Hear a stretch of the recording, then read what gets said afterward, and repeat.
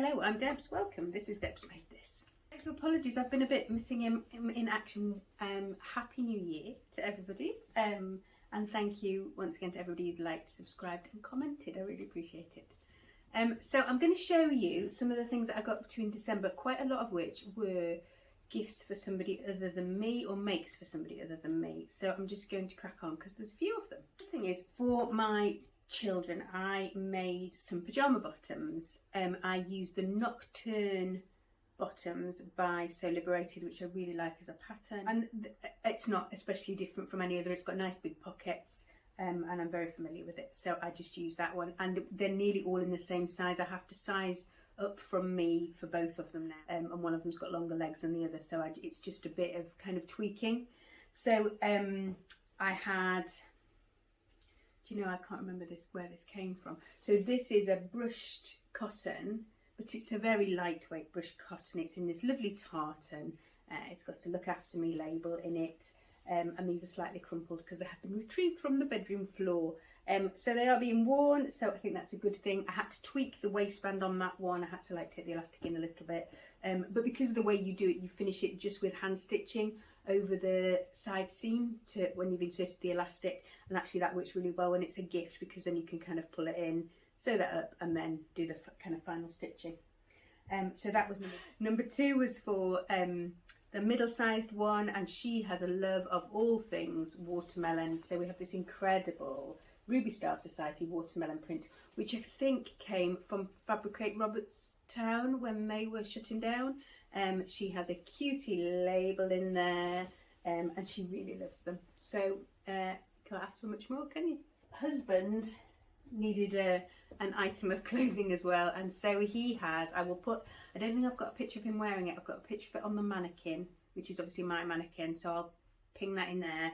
But this is the Fairfield button-up by Thread Theory. I made this before. I did him a toile just to kind of do a bit of rough and ready, and that revealed that I needed to do a large bicep adjustment for him, and also that we needed to kind of tweak. So I had to grade between quite a lot of sizes from this. I might do a more detailed roundup of it when I've made another one. I always like to make a couple of something before I do kind of a proper pattern review.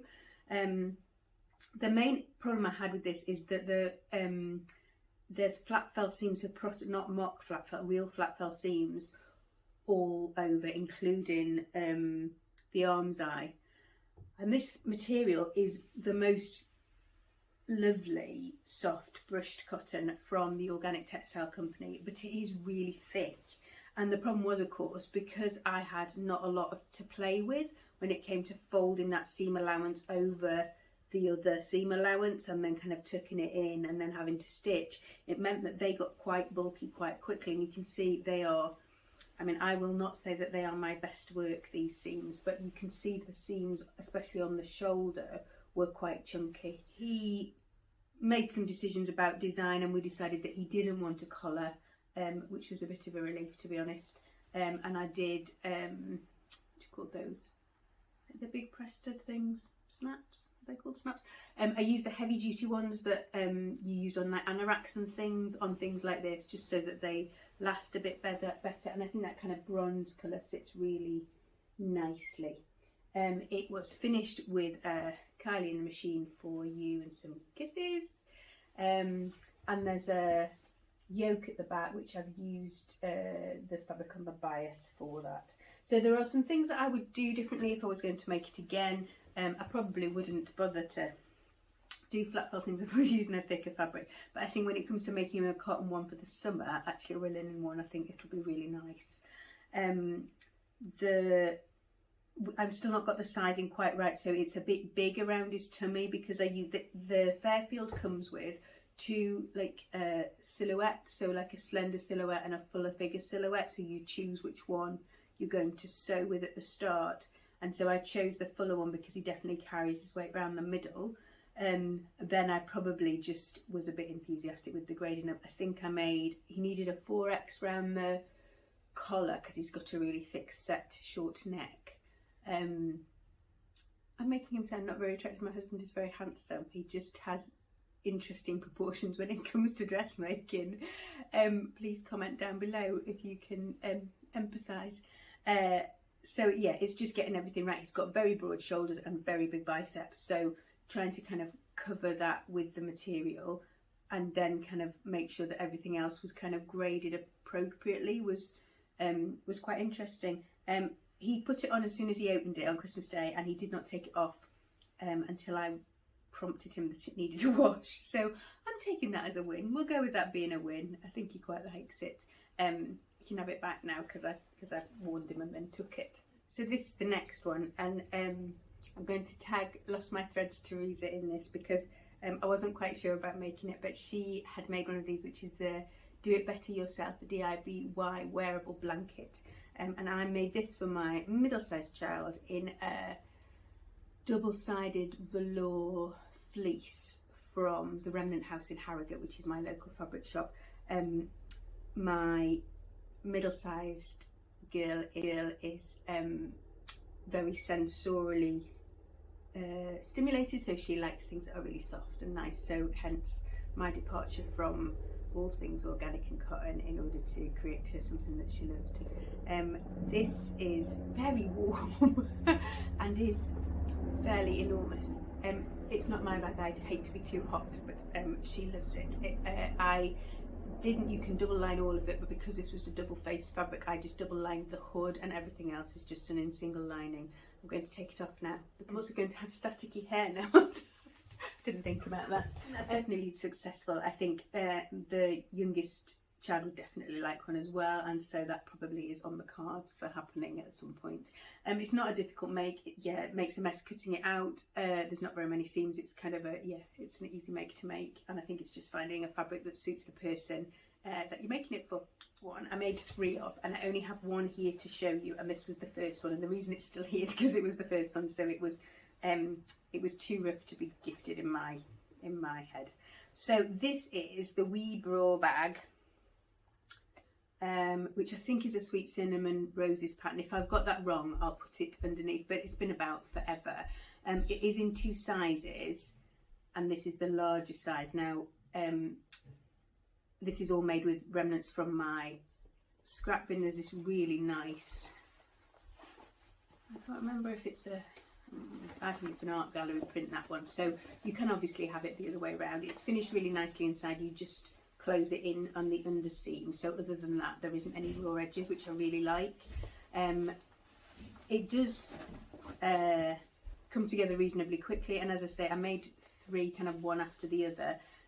I made a larger one for my mum-in-law who's a knitter, and I think if I was going to make it again for a knitter, I would make it kind of almost 2 or 3 times the size, I think, probably, to get the best out of it. Now I'm probably going to use this one for my embroidery supplies, but it really could do with a couple of extra pockets, and I'm going to struggle to do that unless I add them by hand, so I'm just going to have a think about that. The second one I made was a marble one, which was for my eldest daughter, and that's disappeared into the chaos that is her bedroom, so I will not be getting that back at any time in the future, but she was quite pleased.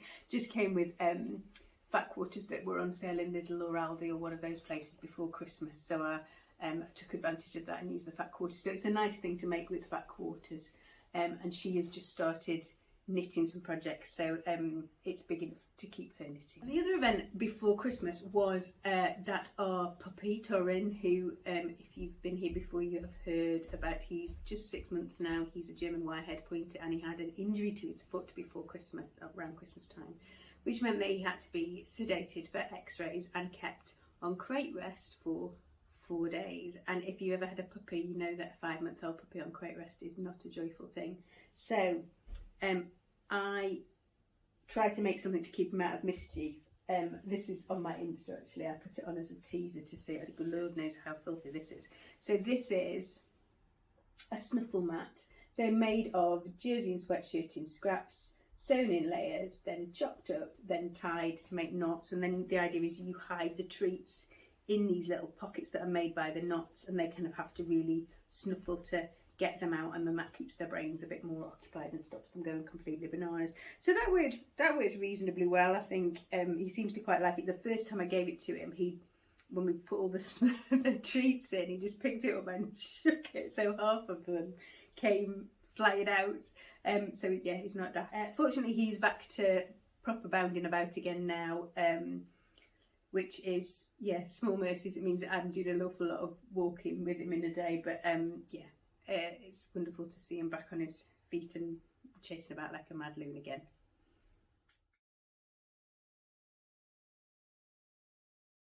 And my final make for someone else, and I will put, there's a picture of this, and actually Closet Core shared this on their feed as well. So this, excuse me, because it is absolutely filthy, but this is the Closet Core dog coat, which is a free pattern. I've made it with the envelope slit at the front because he wears a harness and we clip him on there. I had to adjust this because he's kind of slender but long. But there's length and short lines on the pattern to let you do that. And I made it with some oilskin on the outside, some sweatshirting, fleece sidey towards the body on the inside, and then it has a big piece of Velcro so it fastens round him and then kind of keeps very secure. He doesn't have a problem with it when it's on. It stops him, he's only skinny, so it stops him from getting too wet, which then means he gets too cold. I don't know that he's going to need a really thick quilty one, although my recent foray into quilty fabrics has put me fearful of ever using them again, but I have got a little bit of quilted fabric left over from my makes that could be used to make a dog coat should I feel the need. And I suppose if it got really wintry we might need to. So that's it from me, short and sweet. Any questions about any of those things, pop them in the question box down below. If you made something for Christmas or for gifts for people, tell me what your favourite one was, or one that was well received or wasn't well received. I'm not very good at making for other people. I get very critical of how good the make is, and then I'm reluctant to gift it, and then I get very frustrated as well that I'm spending all my time making for other people when I've got a very long sewing list which needs to be attended to, obviously. It's funny, isn't it, how we are with this hobby of ours. Anyway, I hope you had a lovely time if you celebrate over Christmas and New Year, and I hope you've had a good start to 2023, and wherever you are in the world that you are finding time to rest, replenish and do something creative if that sparks joy for you. Okay, so that's me for now. Bye bye.